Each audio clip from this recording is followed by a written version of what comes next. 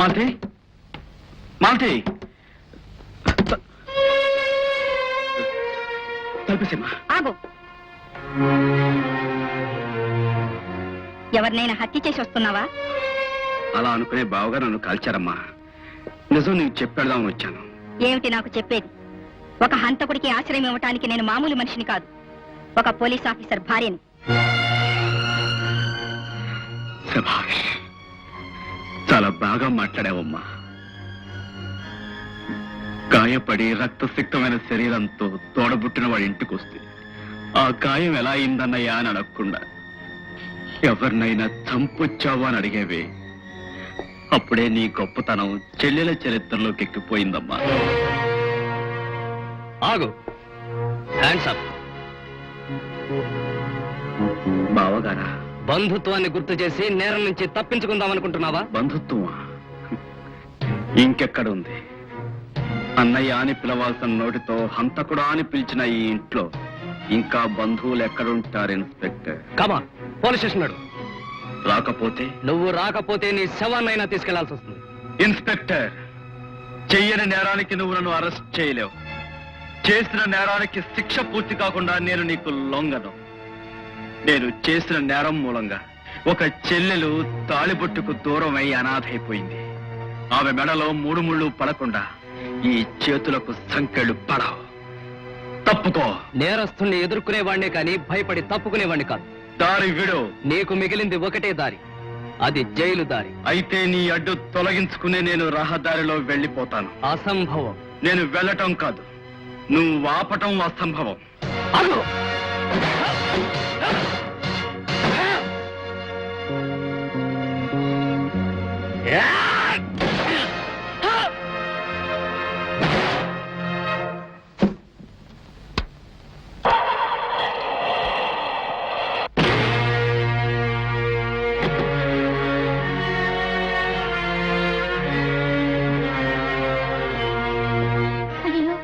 ఏం జరిగిందన్నయ్య? ఈ రక్తం ఏమిటి? ఏమిటన్నయ్య, ఓ పక్క రక్తం దారిలే కారుతుంటే చిరునవ్వులు నవ్వుతావేంటి? నేను పోగొట్టుకున్న చెల్లెలు నిజంగా ఇప్పుడు దొరికిందమ్మా. ఆ ఆనందంలో కన్నీళ్లు తిరుగుతున్నాయి. జీవితంలో మొదటిసారిగా అన్నయ్య అన్న పిలుపు విన్న అనుభూతిని పొందాను. రామ్మా, ఆ బీరువాల డబ్బు తీయమ్మా.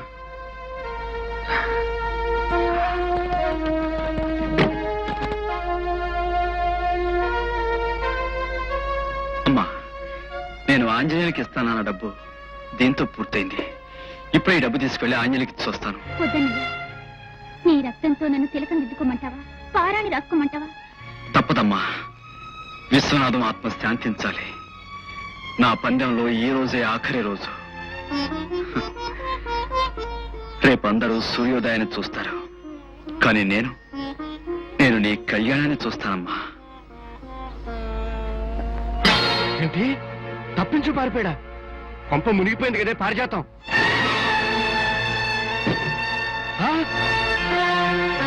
లెక్కలొచ్చా? లెక్క పెట్టివ్వనా?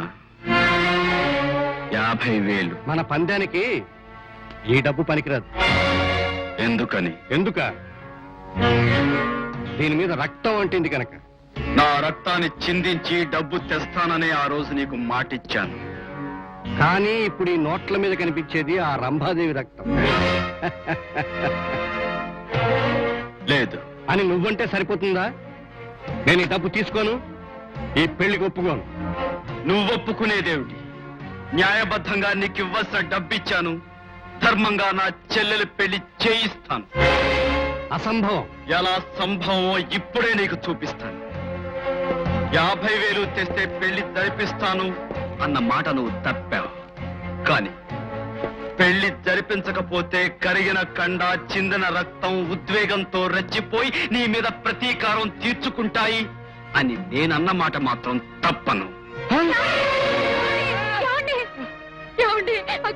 మనుషులు వచ్చి మన రాజా ఎత్తుకుపోయారండి. తన కూతురుతో ఎస్టేట్ లో పెళ్లి జరిపిస్తానని చెప్పుకున్నారట.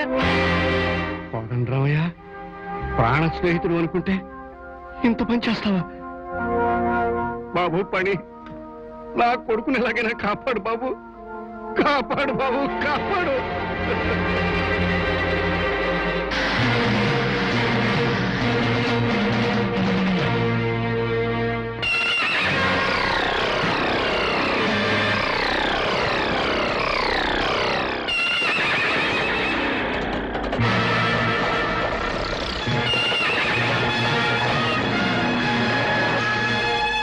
చూశావా నిన్నిక్కడికి ఎలా రప్పించాను? నువ్వెందుకు రప్పించుకున్నావో నాకు తెలియదు గాని నేను మాత్రం నిన్ను తప్పించడానికే ఇక్కడికొచ్చాను.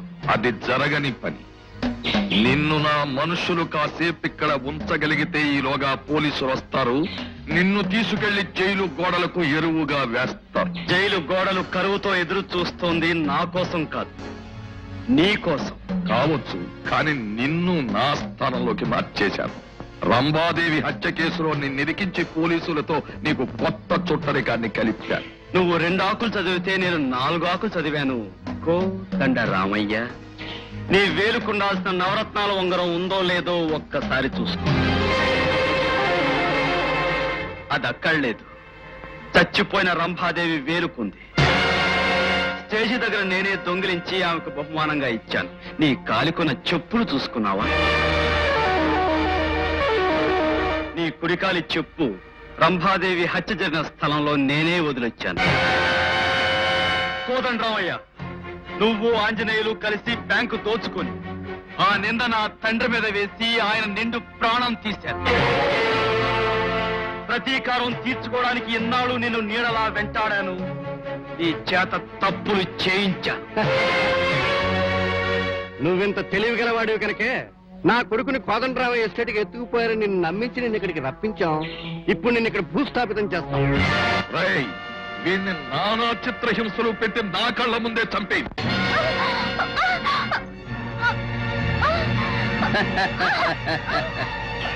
విశ్వనాథాన్ని చంపినట్టే రేఖని చంపుతాను రా.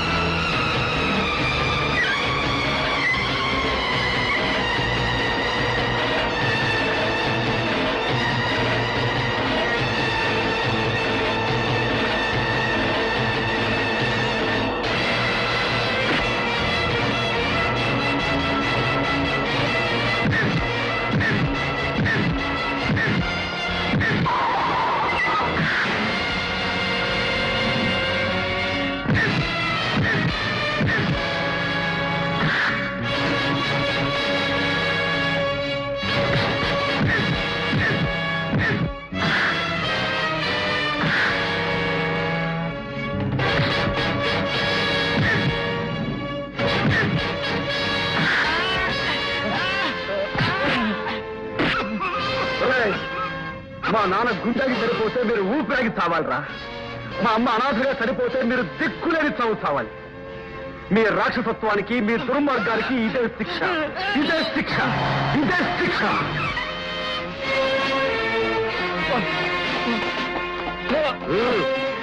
ఇన్స్పెక్టర్, ఈ హంతకుణ్ణి మీకు అప్పచెబుతామని చూస్తుంటే వీడు ఎదురు తిరిగి చాకిరేవులో మురికి బట్టలు ఉత్తినట్టు ఉతికేస్తున్నాడు. షటప్. రంభాదేవిని పారిజాతం సహాయంతో ఈ ఆంజనేయులు ఎలా హత్య చేయించాడో మా దగ్గర రుజువులతో సహా ఉన్నాయి. మా నాన్నకి ఈ హత్యలో భాగం ఉందని నేను సాక్ష్యం చెప్తున్నాను.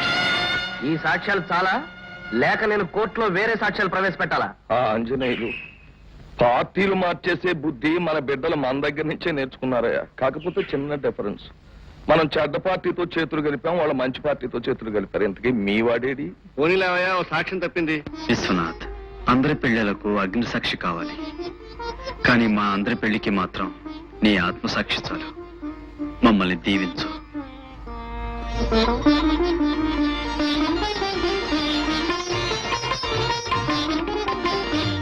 పనిలో పని నువ్వు కూడా కానిచ్చేయి.